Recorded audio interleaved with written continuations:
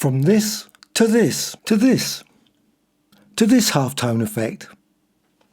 Take any image, and you can turn it into a halftone image very quickly using filter, pixelate and color halftone. Set the max radius 127, make very big circles. You can set these to anything. You can use a layer and create multiple layers from that. Simply go over here, deselect and just resize very subtly. Hold down the Alt Option key on your keyboard and duplicate that by dragging. And resize.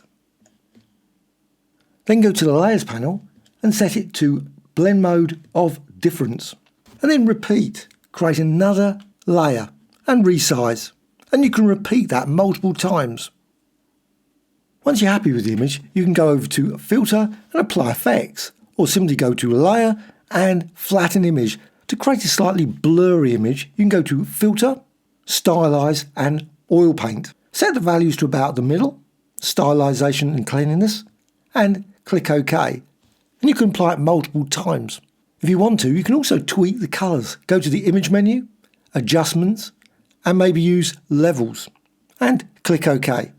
Make certain you deselect the log, and then you can duplicate this layer by using the Move tool. Hold down the Alt Option key and drag and repeat and resize again. And again, go to the blend modes and set to difference.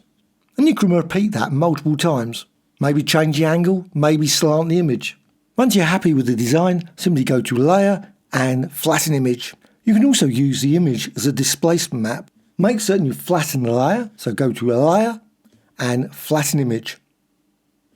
Then go to File and Save As, and save it as a PSD document.